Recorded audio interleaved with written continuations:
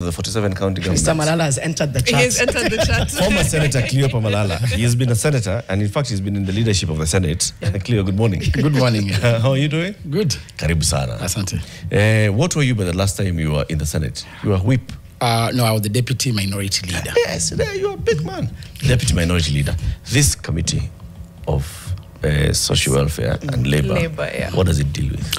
I think the mandate of the Senate basically is to deal with the devolved function as enshrined in Schedule 4. And we've seen sometimes Senate overreaching its mandate. We have seen Senate and the National Assembly contradicting in executing their mandate.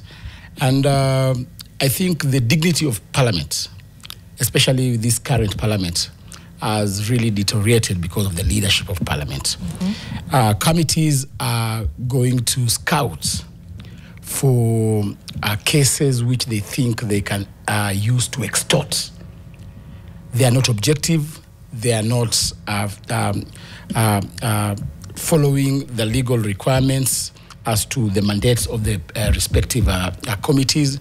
And therefore, to me, I think these are conversations that we need to start afresh on the mandate of the Senate and also the mandate of the county assembly, because sometimes you fail to understand who is supposed to oversight what. Yeah. And is it a repetition? Is it a duplication of roles? And therefore, to me, I think the conversation Raila Odinga had started on clearly stating the role of the Senate when it comes to the oversight of the county government executives is a conversation that we should not ignore. We've seen instances whereby the senators want to discuss the Auditor General's report pertaining the county governments. And to me, the drafters of our constitution were very clear that county assemblies will be established to oversight the county executives.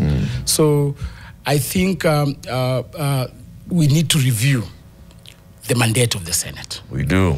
We are getting into that conversation shortly. But first, Jano has the day's quote. You know the drill. Oh, yes. Yeah. Oh, yes. The quote was attributed to Michelangelo, the artist, and sculptor, painter, architect of Renaissance. And he said, the danger is not that we aim too high and miss, it's that we aim too low and hit. Do you agree? I do agree, because we do have very high expectations. We set very high goals in our own lives. Like at the moment, many young people in this country are dying of stress because of chasing lifestyle chasing. I want to be like Eric, I want to be like who. And then when they don't meet those goals, they feel depressed, they feel that they have not achieved their goals. And therefore, to me, I think the issue of hating yourself, thinking that you are not able to achieve your goals like your friend, crops in. So I do agree with that statement. Okay. Let's get right back to that conversation that you just left. All right, so there's pensioners here. People who worked for Kenya Railways, who worked for Kenya Cooperative Creameries, they are not getting their pensions. Who, who in Parliament will be their savior, or will call the CS for cooperatives, or the Kenya MD, or the Railways for the MD for Kenya Railways? Yes, I think basically we need now to refer back to Schedule 4. Is labor a devolved function? And what aspects of labor are devolved?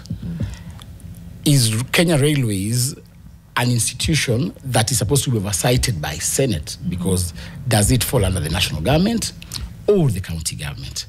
I think as to when we shall conceptualize and understand the functions that are devolved and those that are not devolved, we'll be able to answer that question. But be it as it may, to me, pension remittance is a function that is performed between railways, the Retirement Benefit Authority, NSSF, and Treasury and the workers.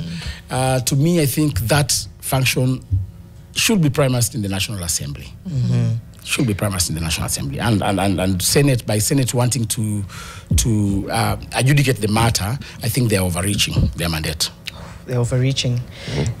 Now, recently, this week, the president has been on a roll, actually since the Devolution Conference, and recently said there are people who has 150 million. I wouldn't name them, but they'll be arrested. So I think the question when it comes to the politics of corruption is whether whether this is just all lip service, whether the formation of MAT is actually him now stamping his authority, which we have actually learnt. He doesn't really have the mandate to do or to oversee. Do you think this signals something new in the fight against corruption, or is this a pattern you've seen over and over again? The president is like the proverbial witch who performs his rituals during the day and assumes nobody is seeing him. What? As I Google proverbial witch. Who tell us that? You know. It's a fable, yeah. It's a fable. Yeah. Okay. Oh yes, witches always perform their rituals at night because nobody, of course, is seeing them. Yes. But William Ruto, that proverbial witch who performs his rituals during the day but assumes nobody is seeing him, he's behaving holier than thou. It's as though he has just landed in Kenya the other week. And he has no moral authority to lecture anybody on matters corruption. Why? He has been a participant of corrupt dealings in the past. Look at how he runs his government. With impunity, without following the rule of law. He has listed out all sugar industries without advertisement,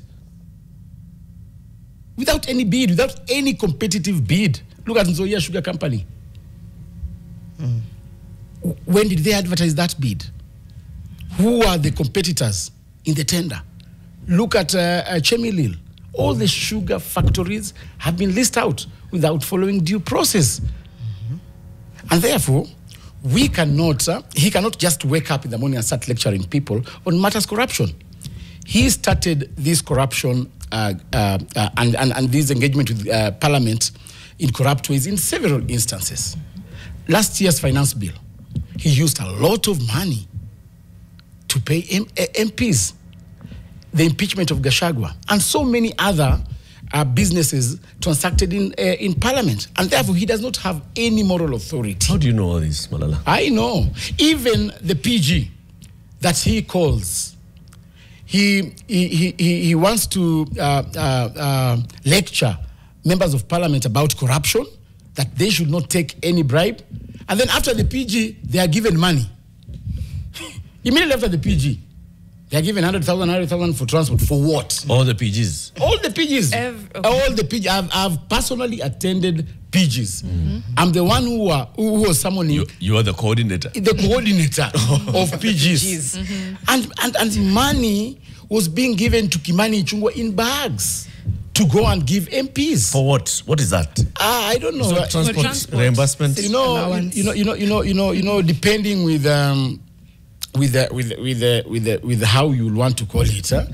Maybe you want to call it processing fee. You want to call it legislative lubrication. You want to call it anything that you want to call it. But the key point here is William Ruto is a key player.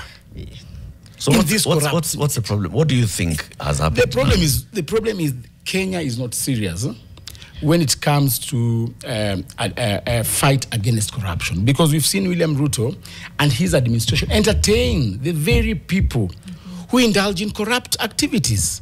Look at his cabinet.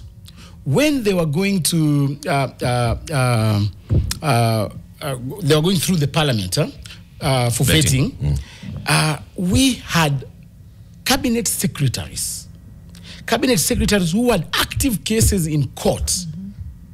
But William Ruto, through the NIS, influenced the court decisions to withdraw the cases so that his cabinet nominees would pass the vetting. In his cabinet, we have people who have been mentioned in different reports adopted by Parliament as drug barons. William Ruto sits with 2 drug barons in his cabinet. And then he puts on a very decent tie and comes before Kenyans, hypocritically lecturing them about corruption. Look at what he has done in Masai Mara. We've just been seeing the wildebeest trying to struggle, and you are trying to insinuate that, it's because of a high number of people there. No, it's because William Ruto grabbed 30,000 acres of land and he has built there a hotel. Let him be accountable. What hotel is this? You know the hotel that he went to launch. Okay. That one you have not substantiated. Yes. I want to be challenged. We will I want leave to it be at challenged. that. Who is the owner of that hotel? We will leave it at that. No, don't leave it at that, Eric. Who Because is the owner of that hotel? We don't know. We don't know, generally. And therefore, who gave the permission for somebody to build a hotel in the migration path? We do not know. Well, I want to say that for people who may have forgotten, Cleophas Malala is now the deputy party leader of DCP. Yes. The Democracy for the Citizens Party. Democracy for the Citizens Party. No. He's the immediate former Secretary General. Oh yes, you keep on asking Of me that UDA. question, and I keep on answering you. Yes. Eric. So these things that you're saying, you have first-hand information. I have because you first-hand. participated in them. I did not participate. I witnessed. You said you were mobilizing the parliamentary I was groups. mobilizing them to go to attend parliamentary groups. Yes. But I was not giving them cash. I do not have that capacity to give members of parliament Even on money to anyone else's behalf? currently. The same members of parliament, when they go to these empowerment programs, they know very well that the money being dished out is not money that has been budgeted for, is not money that has been allocated, is not money that is being dished out in the correct form of disbursement of government money. They know it's corruption money. They line up. William Ruto sends Kindiki with 3 million. They give each member 300,000 shillings. Behind the tent, you are given 300,000 shillings, but they remove 100. They donate 100 and remain with 200,000 shillings. That is corruption. And therefore, this corruption thing, ecosystem, is a syndicate. And the person at the top of the syndicate is William Samoei Ruto, and deputized by Raila Odinga, who now has a full loaf of bread in his mouth, and therefore he cannot speak. But the people who can oversight it haven't. I don't know that there's anything wrong in him saying this house has stolen a lot of money. There's nothing wrong. People are reacting and getting upset because it's You're blanket hitting the condemnation. messenger. But it's, it's hard to get frustrated and angry when really they're all guilty. No, I think the parliament saga is a deal that went wrong. Huh? William Ruto, I think, is fighting his own ghosts with some known leaders. Because let me ask you, no individual can carry 150 million shillings, take to an ordinary member of parliament. The person who was giving out that bribe definitely gave to a leader in parliament, either the speaker, the leader of majority, the whip, or the chairperson of that committee. Those are William Ruto's appointees. The money laundering bill was passed a few months ago, right?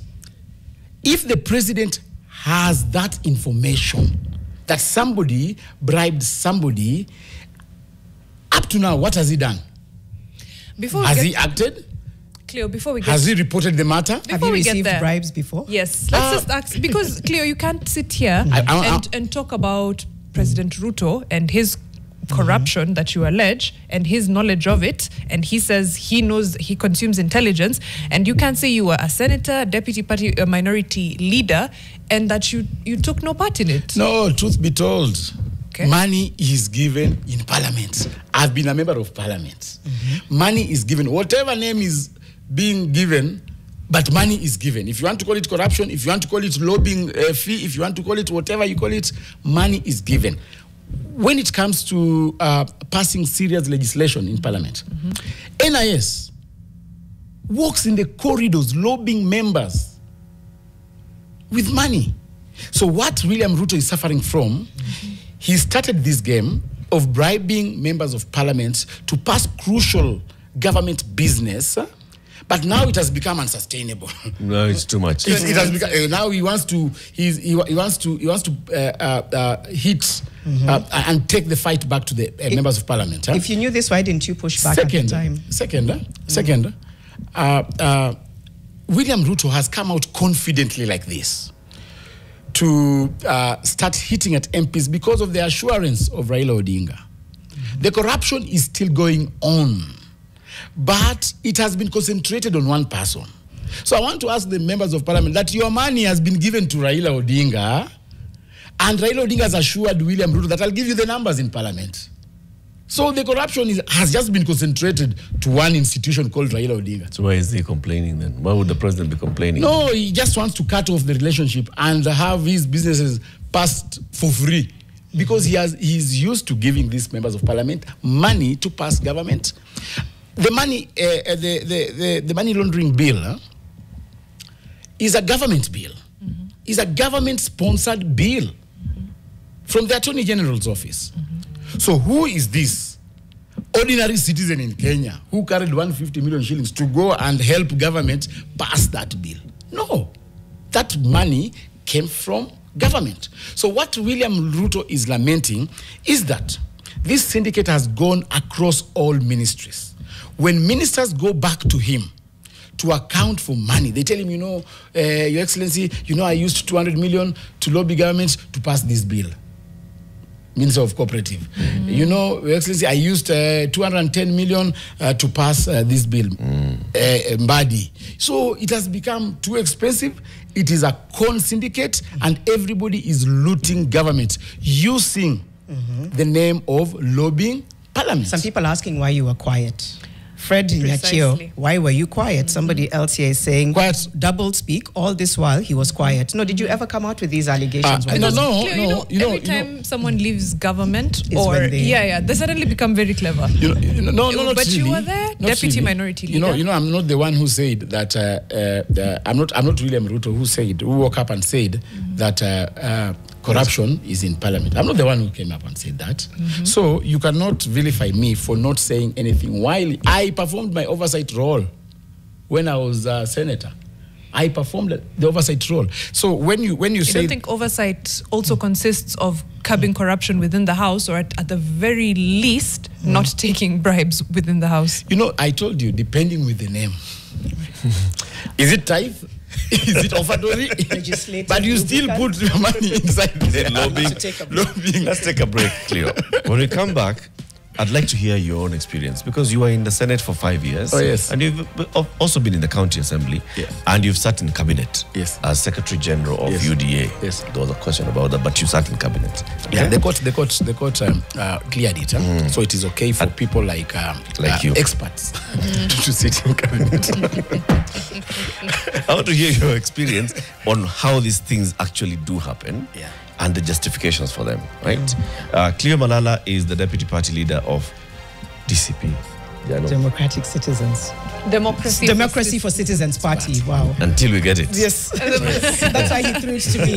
Democracy for... It was a paraphrasing. But we are considering changing it to Democratic Citizens Party. I think in terms of semantics, it rolls off the tongue. Yeah. You can see. By the time we were registering it, we had tension, we were not sure. So, but now I think we will make a proposal of it being Democratic Citizens Party. Chama cha Wananchi. We will be back shortly. Thank you.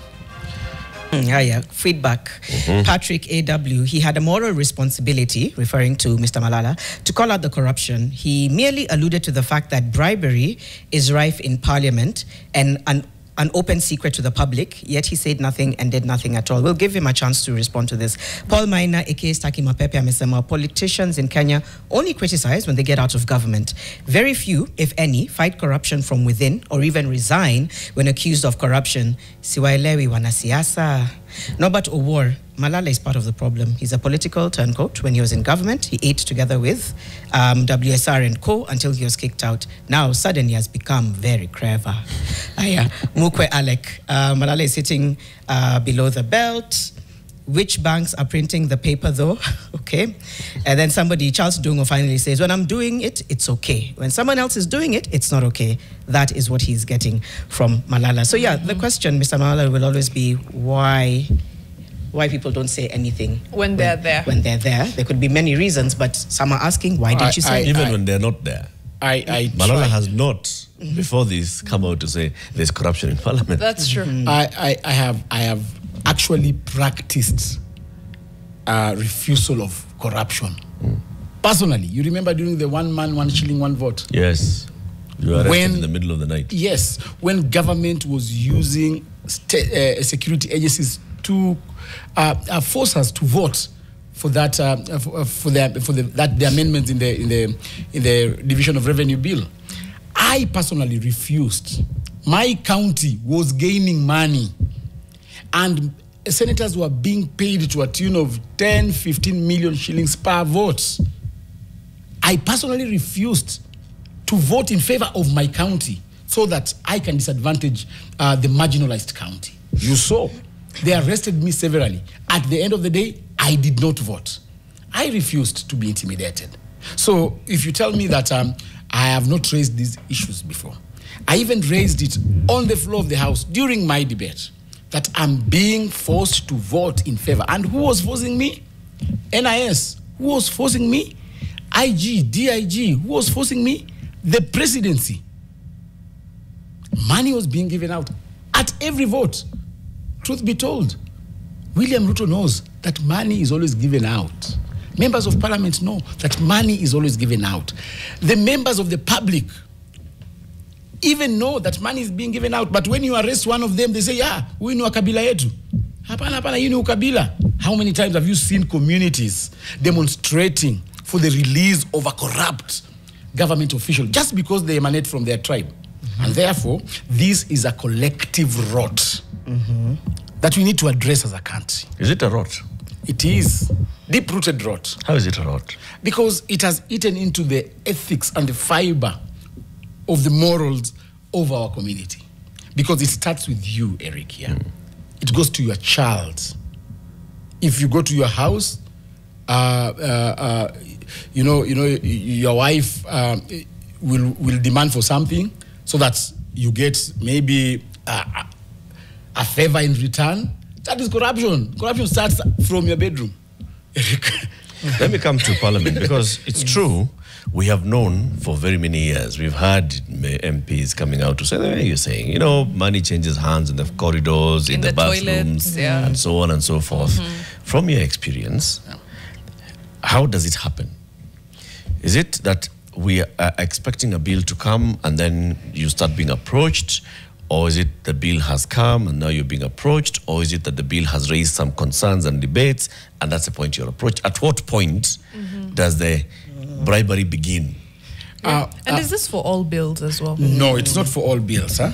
There are some bills which are not contentious. Huh? And there are some bills which entirely they are good bills, but there is a clause in that bill that will change certain policies in government that will affect certain sectors. I remember the Tea bill. There was some amendment, just one clause, that will change how the multinationals will be transacting their tea business. And therefore, there was a lot of interest from government side and from the multinationals side. And therefore, depending with the amendment, sometimes they don't fight for the entire bill. They just fight for that small amendment. And therefore, an amendment that is going to shape or alter factors in different sectors of the market. For example, the betting bill. You remember the betting bill? We had these betting firms coming to Parliament pushing for certain amendments. We had government on the other side pushing for certain amendments.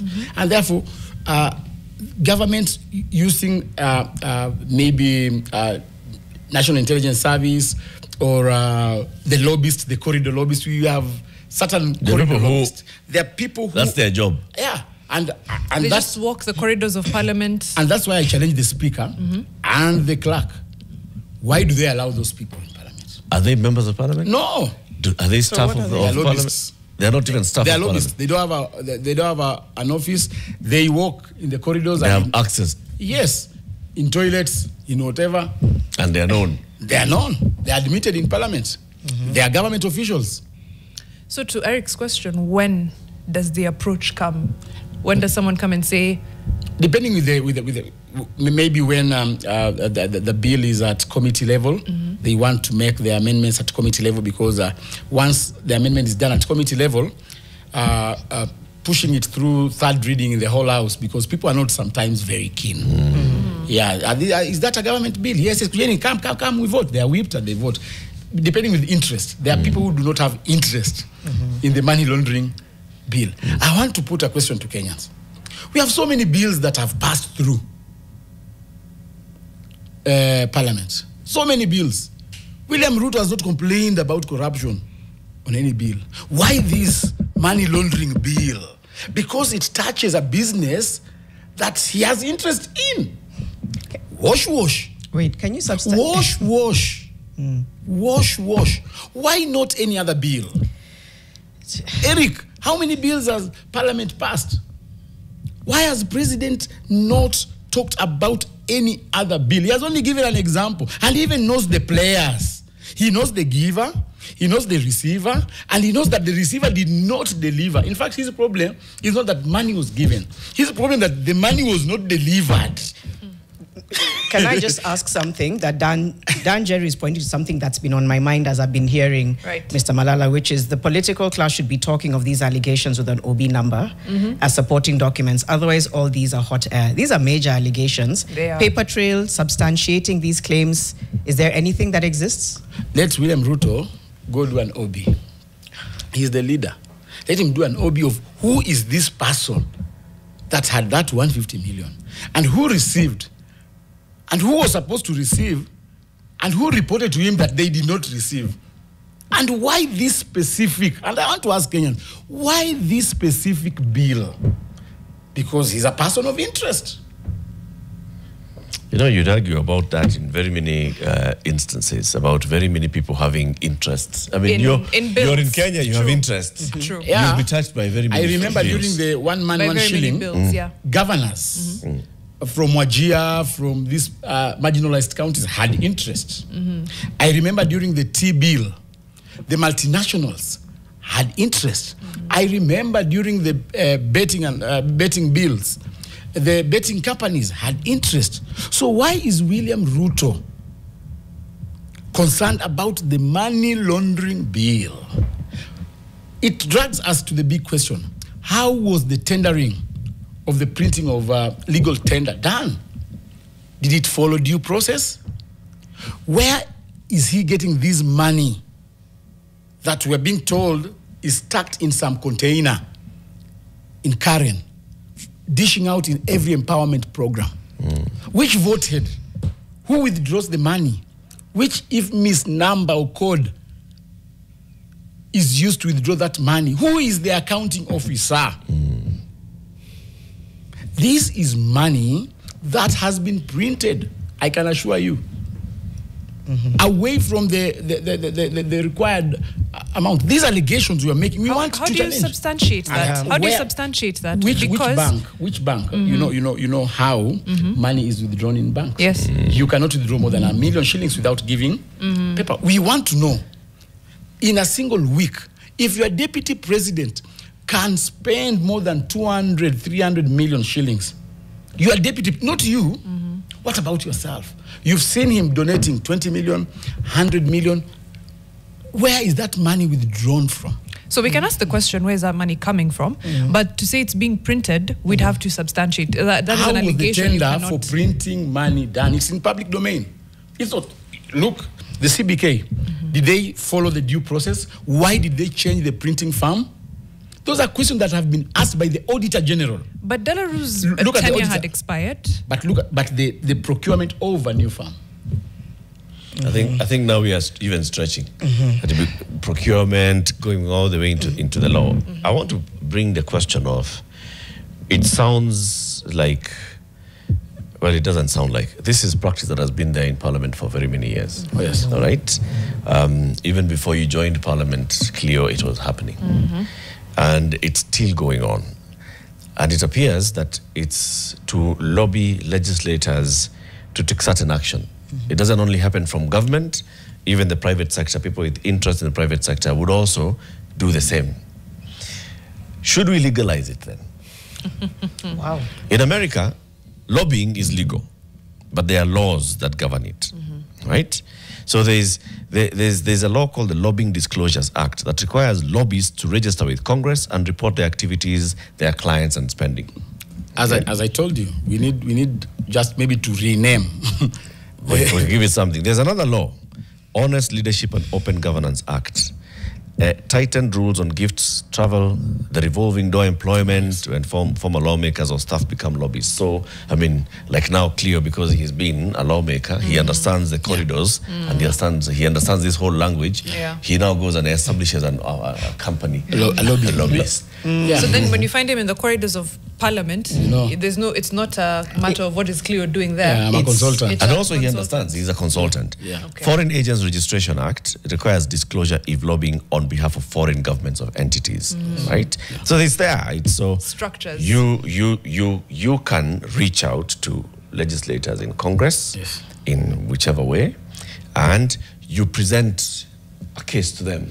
So this is what I have in mind. Let's make a clear distinction. Between what's happening here is corruption. At a very high level. Yes. And what is happening there, they have It is corruption. It is institutionalized corruption. That's why we get to call it lobbying. Should we get to that point where then we see this thing happens, can we institutionalize it?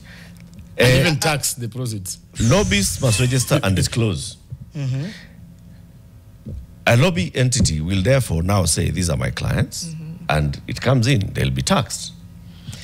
Where it's illegal, it's where it's happening now, this kichini-chini, there's quid pro quo, you're giving money, and the person who receives money does not even declare that they received, does not come to the house to say, to even show that, they have engaged with these lobbyists in the corridors, and they pass a law, and we assume that they have done it properly. I have a problem with that. What's your problem? Not that I'm comparing countries here and saying, maybe... I always think about it at the expense of service delivery. That's what gets me. So already, it's a huge problem. Because you have to think about what Parliament is supposed to do, and we've talked about it countless times. Right. Already, I think it's wreaking havoc on the very people it's supposed to serve. So now we want to give it a tweak to almost, what is it, not to sanitize, in a sense. I think you'll just make people who are already unhinged in their inability to withdraw from corruption. You're just giving a monkey a gun. You're right. You're making it more difficult for the person to just receive 10,000 shillings to vote. Sorry, say that again? You're making it more difficult for the person to just receive 10,000 shillings to vote. Because there's now accountability throughout. I think I agree with Eric, because now, before you continue, can I push back? The problem is, again, not that we lack systems or legislations, and we have said this over and over again. Even if you create this lobbying framework and we institutionalize corruption essentially, there will still be gaps. So you'll have to disclose the 10,000 that you got to vote, but it won't be enough. So there'll be another 100,000 still coming through the back door. We can't. To me, I think the entire societal ecosystem that we exist in cannot accommodate that proposal. Those proposals are good in developed democracies. We are developed one. We still not there, Eric. We're still not there. You said that and then remembered. So where you are. So you want somebody to come with a catalogue that for one amendment is 100,000, for an entire bill is 2 million. Come on. I think we shouldn't do that. And that is why it was ridiculous to see President William Ruto forming some mongrel of a multi-agency team to deal with corruption. And he puts his office with some amorphous chairperson. We don't know, at the office of the president. Executive office of the... How can an office chair? How? Which office? Is it the chair? Is it the table? Is it who is this person that is going to chair this committee? We need to have names. Don't you think this duplication of roles?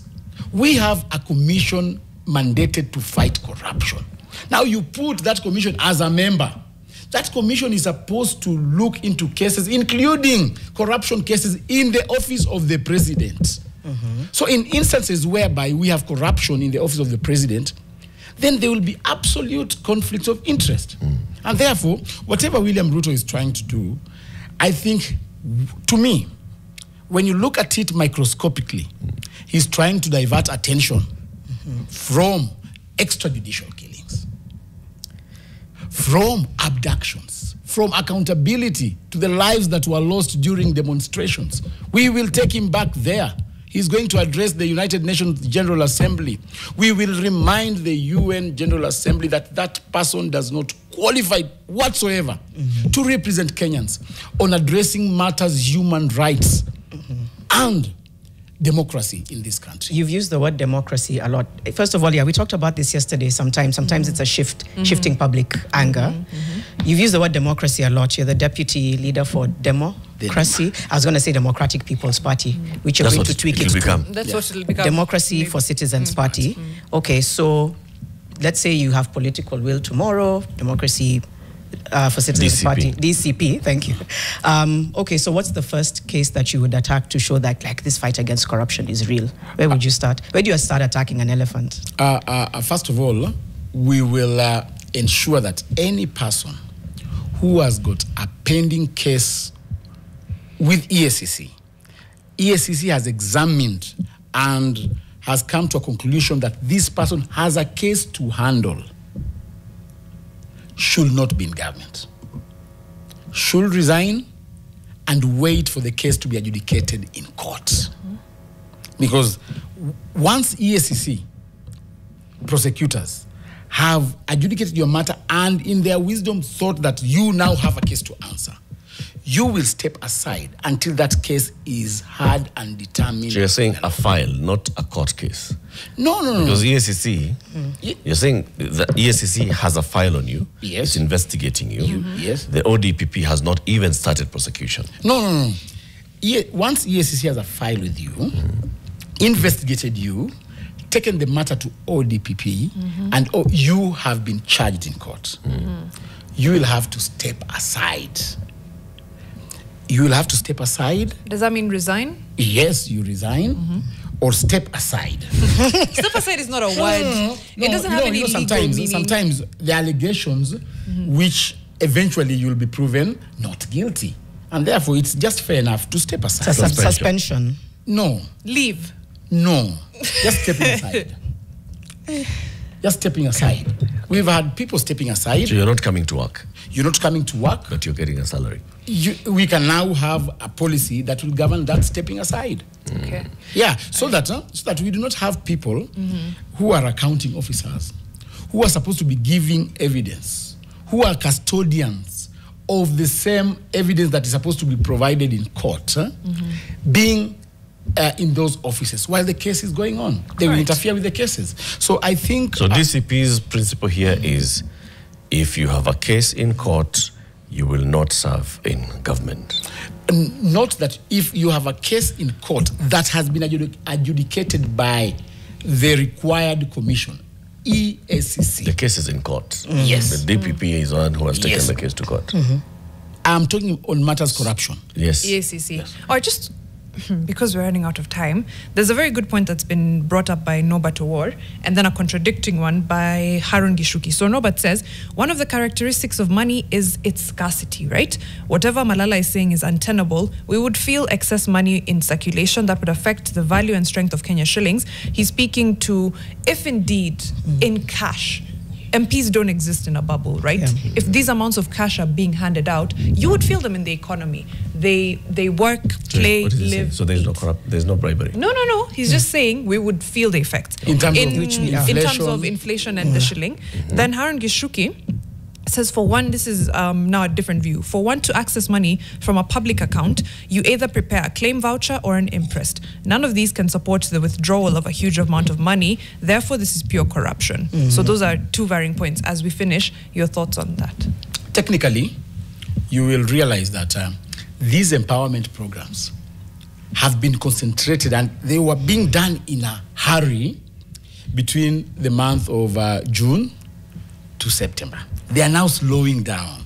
Why?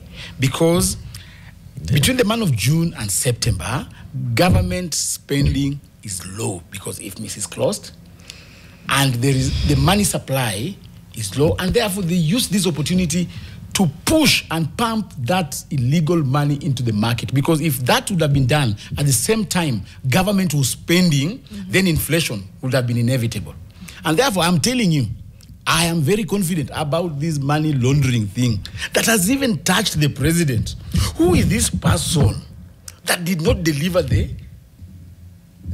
package to the members of parliament? I want William Ruto to give us another example that pinches him. Clear. Why this money laundering bill?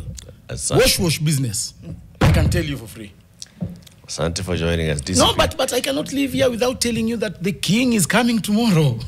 Who's that? Ricky G. The leader. Wow. The king is coming tomorrow. And Eric, King is, I was about to say, we're not in a kingdom.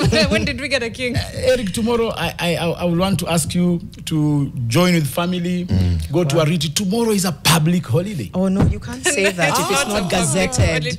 Mr. Malala, you can't say that. I am telling you. No, you can't say that. It's not a public holiday. So what happens? So he's coming.